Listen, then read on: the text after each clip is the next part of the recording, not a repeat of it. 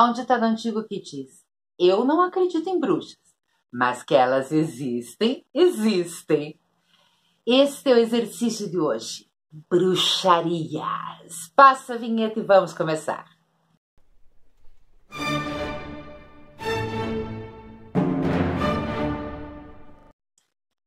Quando a Inquisição foi instaurada pela Igreja Católica, seu objetivo não era perseguir bruxas, mas sim extirpar a heresia. A preocupação da Igreja Católica na época, um grande poder da Idade Média, era com a chamada heresia cátara, um grupo de rebeldes que contestava a autoridade papal e buscava de volta os valores do cristianismo primitivo, sediada no sul da França e com apoio dos nobres locais. A heresia foi perseguida em nome da Inquisição e terminou com o massacre dos cátaros em 16 de março de 1244 no castelo de Montségur. Isto trouxe à Igreja Católica, a grande potência da época, duas grandes vitórias. Primeiro, uma onda de terror, de medo com o qual ela pretendia controlar os seus fiéis. E segundo, a apropriação dos bens dos nobres, que não era pouca coisa, que enriqueceu ainda mais os cofres da Igreja da época. A Inquisição, entretanto, iniciada nesta época, duraria 600 anos. E qualquer instituição que dure 6 séculos, óbvio, irá mudar de objetivos no curso de sua história. A mudança de interesse da Inquisição, da caça aos hereges para a caça às bruxas, ao que se sabe, essa mudança ocorreu em função do contexto de época, de uma série de interesses que se misturaram e foram criando esse caldeirão de tortura e crueldade. A medicina da época era realizada em grande parte através de curandeiras e parteiras que trabalhavam com ervas, com chás, com plastros, com algumas superstições e com também poções. E contra elas foi confrontada os médicos, que eram formados em universidades, e como tal, era uma profissão essencialmente masculina, exclusivamente masculina, mas que na prática se confrontava com o trabalho das curandeiras e das parteiras, porque as faculdades de medicina priorizavam o estudo da filosofia e da teologia cristã. Então nós tínhamos, de um lado, uma curandeira que se criava na prática aprendendo das ervas e da doença, e do outro lado, homens que cursavam a faculdade estudando Platão, estudando Aristóteles, estudando São Tomás de Aquino, mas que tinham pouco contato com o corpo humano, mesmo porque, na época, o corpo humano era considerado pela Igreja, toda poderosa, como impuro, ele não deveria ser tocado. A perseguição, então, começa contra estas curandeiras e parteiras, porque entendeu-se à época que se aquele homem sagrado, estudado, que se formou em nome de Deus com a filosofia e a teologia cristã, não era capaz de curar, mas a pobre curandeira com ervas, uma mulher analfabeta da aldeia, era capaz de curar, então ela não estava com Deus. Só poderia estar com o diabo. Mas esta perseguição só tomaria esse ar de crueldade que nós conhecemos historicamente nos dias atuais a partir de 1484, quando foi escrito o livro Maleus Maleficarum. Este livro, escrito por Heinrich Kramer e James Sprenger e sancionado pelo Papa Inocêncio VIII, era dividido em 3 partes. Na primeira parte estava a parte filosófica do livro, onde se provava a existência de bruxas. A partir daí, quem dissesse que não acreditava em bruxas estaria cometendo uma heresia, porque o livro provava filosoficamente que as bruxas existiam.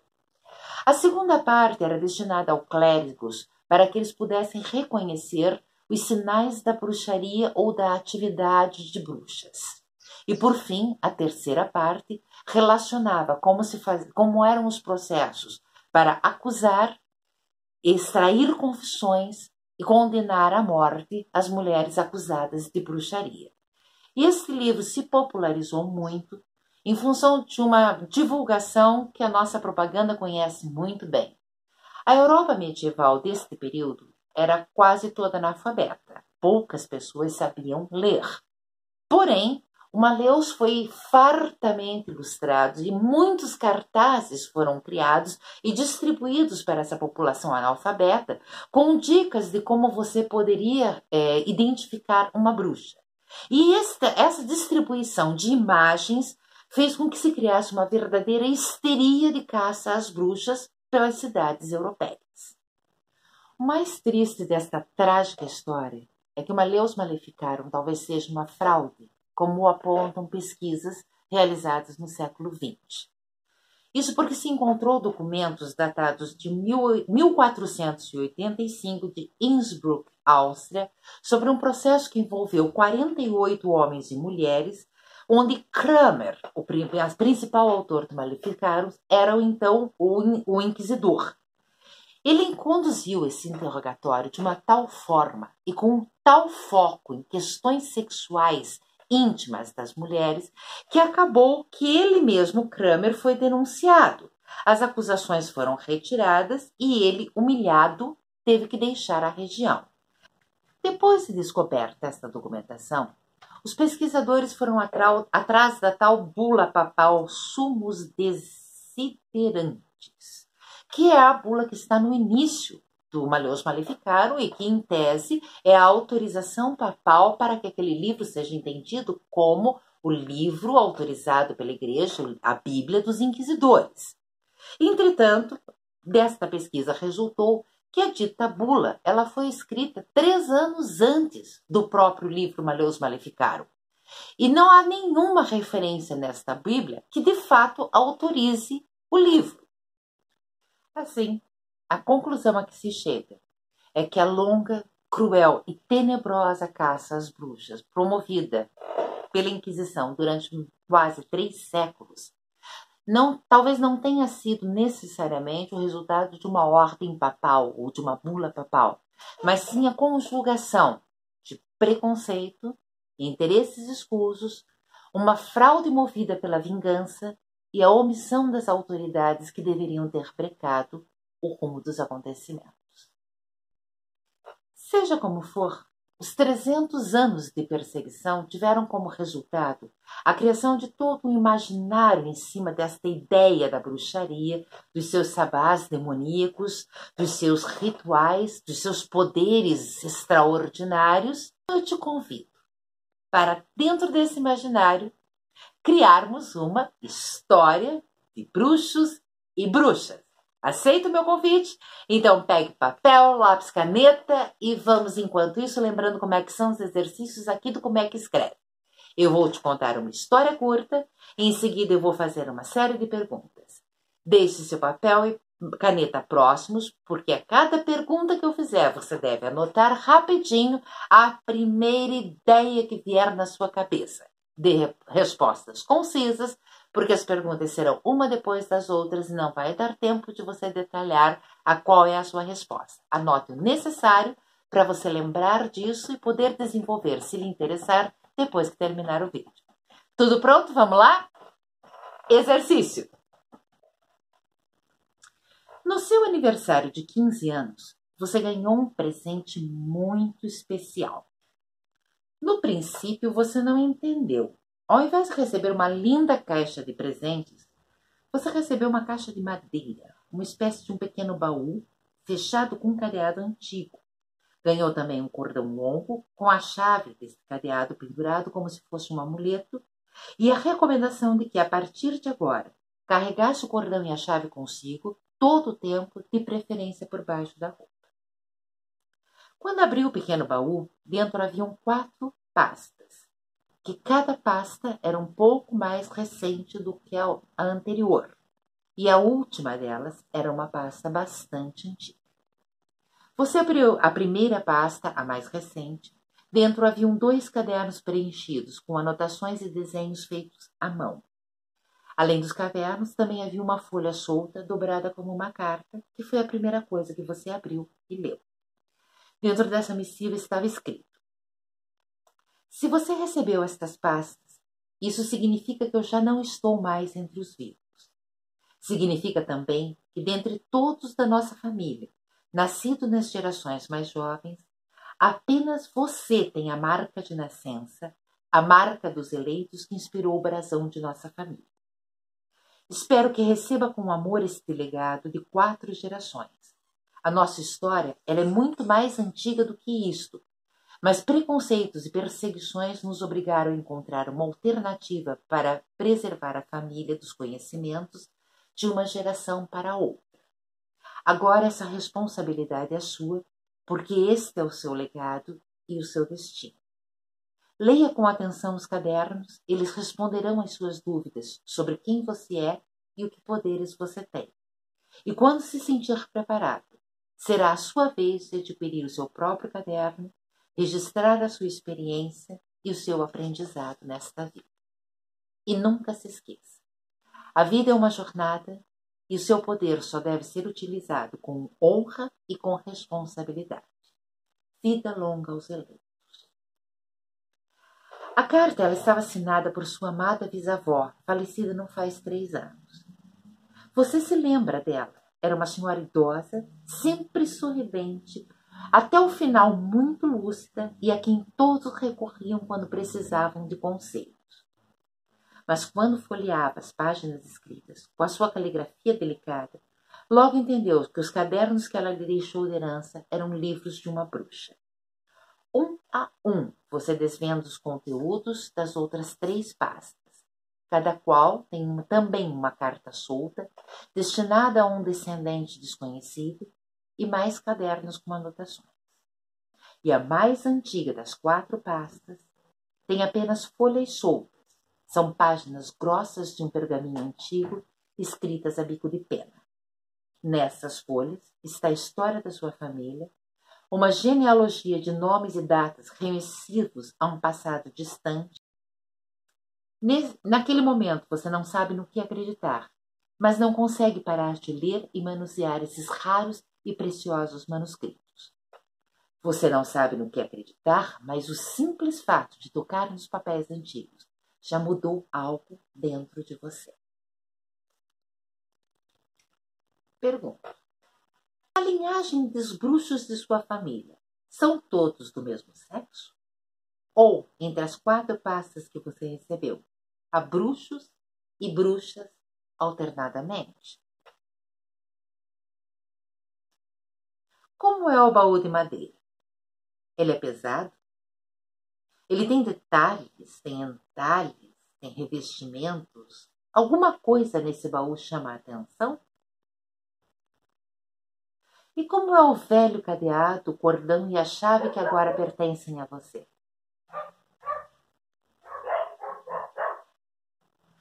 O que é a marca de nascença que o identificou, entre todos os filhos e netos e bisnetos de sua bisavó, como aquele que deveria receber o legado?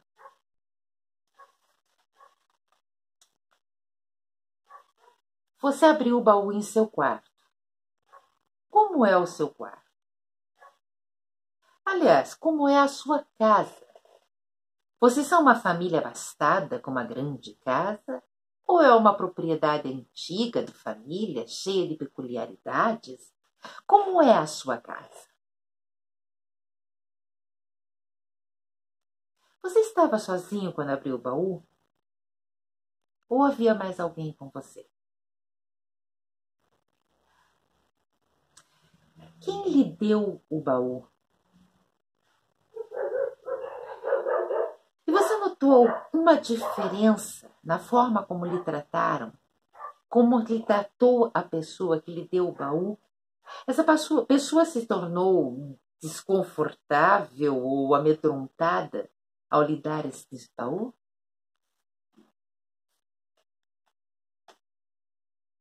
Quando você verificou o conteúdo do baú, isso para você foi uma total surpresa? Ou você já tinha uma noção de que tinha alguma coisa diferente em você?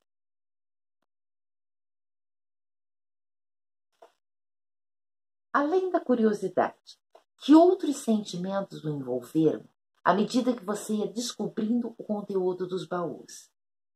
Você sentiu saudade da sua bisavó? Você sentiu uma sensação de déjà vu, de ligação com aqueles antepassados distantes? Você sentiu um alívio por finalmente ter uma explicação sobre quem é você? Ou você achou tudo aquilo uma grande loucura e não conseguia acreditar em nada daquilo? Na primeira pasta, a mais antiga, está a história dos seus ancestrais. Mas qual é o conteúdo das outras pastas? São experiências? São poções? Encontro com monstros? O que relata os papéis, os cadernos dessas pastas?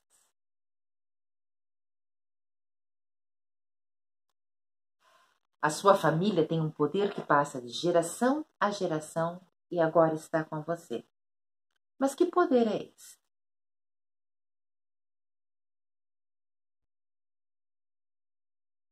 Na primeira pasta consta qual o primeiro ancestral seu, registrado em genealogia, a de ter o mesmo poder que agora é seu.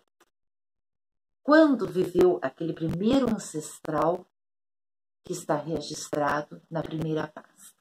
Os ancestrais exerceram o poder com a honra e com a responsabilidade que sua bisavó lhe pediu ou não? Este poder que você recebeu, ele te ajuda ou te atrapalha na sua vida atual?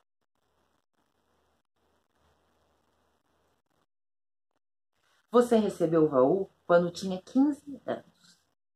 Que idade você tem hoje? Hoje é o dia de seu aniversário? Ou você hoje está rememorando uma época passada de sua própria vida?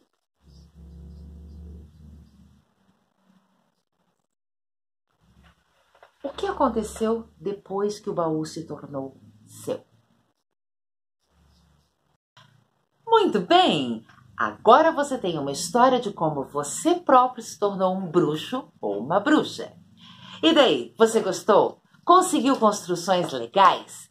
A ideia ficou bacana? Ou você teve alguma dificuldade? Conte para mim nos comentários. Eu quero muito saber como foi essa experiência para você. E lá vai, para quem gosta de saber quais os livros que eu consulto para fazer os exercícios. Para este exercício, a primeira parte da pesquisa sobre a heresia cátara, eu consultei Os Cátaros, de Hermínio Miranda, e A Heresia Perfeita, de Stephen O'Shea. Sobre a questão do confronto entre os médicos medievais e as curandeiras e parteiras, eu consultei Para o Seu Próprio Bem, de Barbara Heinrich e de English. Eu não sei pronunciar, mas todos os dados estarão na descrição do vídeo. O Maleus Maleficarum existe, traduzido do português, como O Martelo das Feiticeiras. E os dados sobre as bruxas, eu escolhi também em Bruxa Celta, de Lady Miriam Black. E assim chegamos ao final do vídeo. Você está no Como é que Escreve, o seu canal de escrita criativa e arte terapia. Se você gostou desse vídeo, deixe seu like. Se ainda não se inscreveu, se inscreva no canal e lembre-se, temos um encontro marcado semana que vem com mais um exercício de escrita criativa. Até lá!